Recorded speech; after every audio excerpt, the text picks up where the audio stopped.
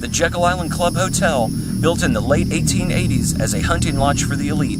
Its rich history includes being a playground for early Spanish settlers, Indian Tribesmen, and Millionaire Tycoons. Is it now a playground for ghosts? We're here to find out.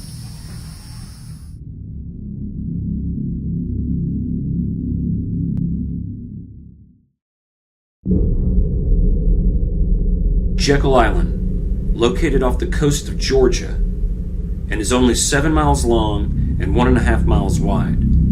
Home to pristine beaches, unspoiled wildlife, and uncommercialized beauty.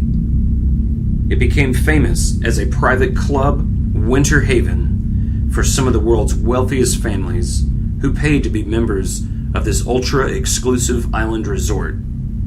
A secretive clubhouse was built and opened its doors in 1888 to accommodate these members.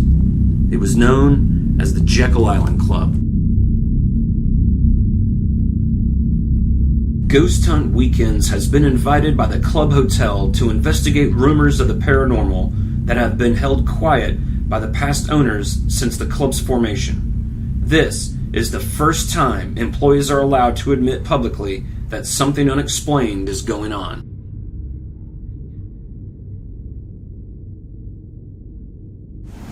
I'm William Goodrich. I'm the front office manager here at the Jekyll Island Club Hotel. I've been with the hotel now for over 11 years. And some of the interesting things that we've experienced over the last 11 years, and I should say me personally, was everything from laughter in the middle of the night to noises walking by you to lights turning off and on, just a variety of things. Just to give you an example, one night I was sitting and having a conversation with a guest out on the front veranda.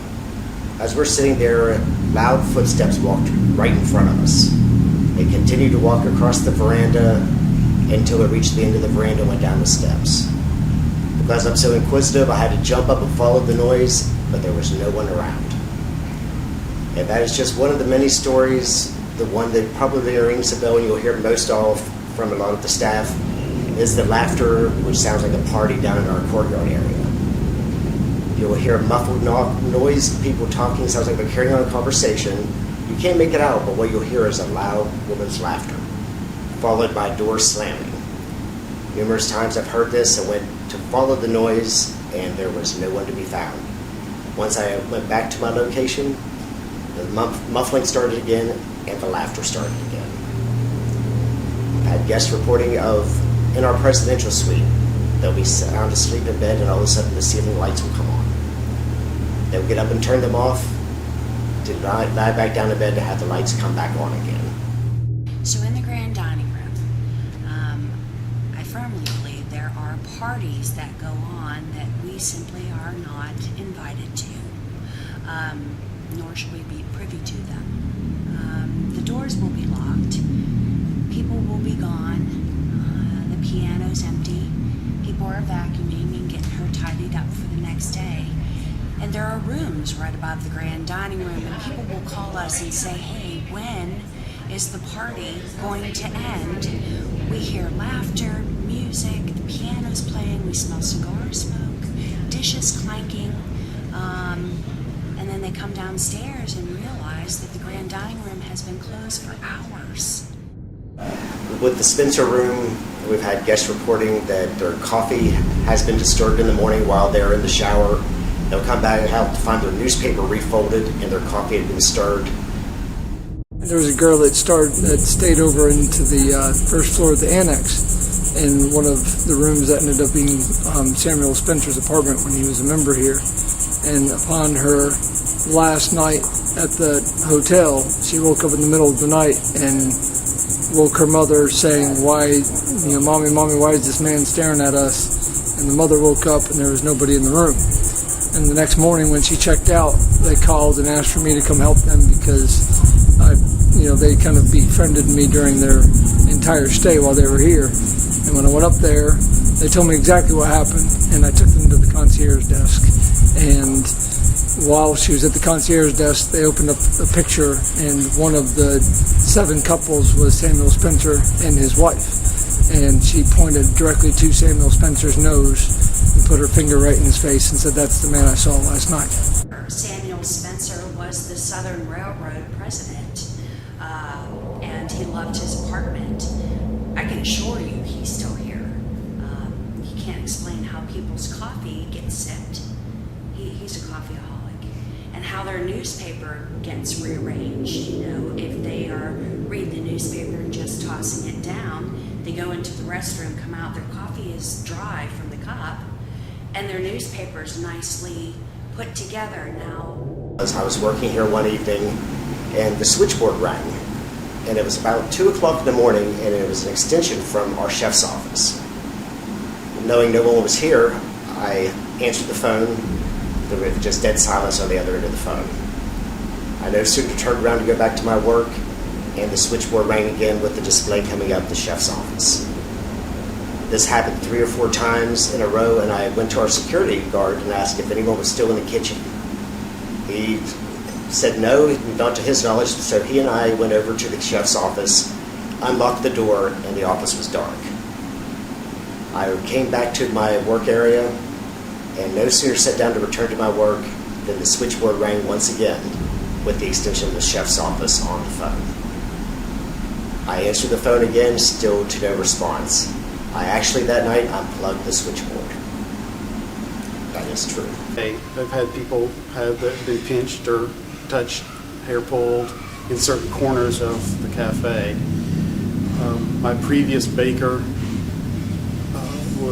has actually seen someone standing in the doorway when she's the only one here. She's gone in one side door of the bakery with one of our cooling racks over there. By the time she gets to the other end of the bakery, the cooling rack has moved to that side of the cafe. So I know one girl had said that she was tapped on the shoulder. She looks back, just sees a hand disappearing. We've had guests supposedly groped in their rooms, especially in the annex. But there was our front office manager at the time, her name was Kathy, and she had gotten a call at her office from a guest that was staying in one of the rooms here at the hotel. And I was just watching her expression as she spoke to him. And he wanted someone to come pick him up. He was at the beach club, and she asked him what was wrong, what can she do. He said he was going to check out of the house at the hotel. He could not come back here anymore, but he wanted somebody to go to his room, pack up all of his stuff, and bring it to him. He was not coming back. And she couldn't understand, and she was trying to be sympathetic and go along with him and accommodate him. And coming to find out, he said he was in the shower, and he's the only one that was in the room. And he said somebody pinched him on his rear end, and he flew out of that hotel, and he wasn't coming back. I know one of our previous dining room managers has talked to someone here in the lobby, almost like had a conversation, turned around and the person wasn't there anymore. And also in that same general vicinity, we've had one of our previous security guards had talked to someone sitting outside on the veranda, turned back and they weren't there anymore. I have heard it from people who've been guests visiting down at our Vincent's Pub, and employees who have been working there, but all of a sudden a figure will walk by the door. And on numerous occasions they've all gone out to look down the hall to see who had walked past the door, and there's no one there. They return back to what they were doing for the shadow to come back across the door the other way, going down the hall.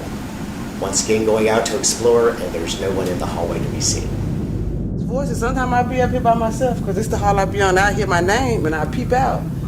And I don't see nobody, so that's what I thought. Sometimes the doors won't open. Try to open the doors, no matter how hard you open, and all of a sudden they'll just pop open, something like that. Or these doors in the back on the porch is slam without the windows being open. This room, the door was open when I came in.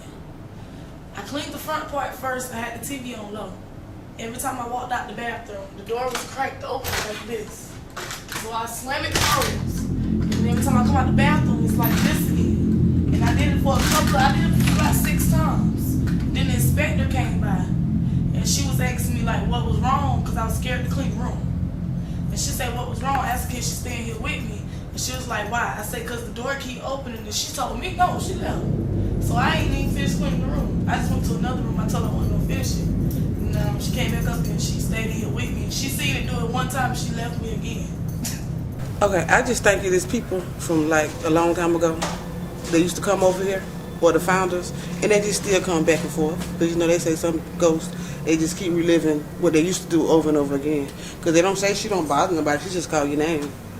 So it's not nothing scary, nobody trying to hurt nobody. And we at the front desk, we're the first ones to see the guests as they arrive and the last ones to see them before they depart. We have numerous guests ask us upon check-in, is the hotel haunted? We've had numerous guests show up at the desk as we're asking how their stay was. They start telling us stories about things that occurred during their stay with us here at the Jekyll Island Club. I've had guests with bags under their eyes, and you could tell they hadn't even bothered to comb their hair that morning because they were in such a hurry to leave because they had been so startled by what had occurred the night before. Nothing has ever been threatening or terribly scary. Mostly it's been playful. But nonetheless, not everybody appreciates it.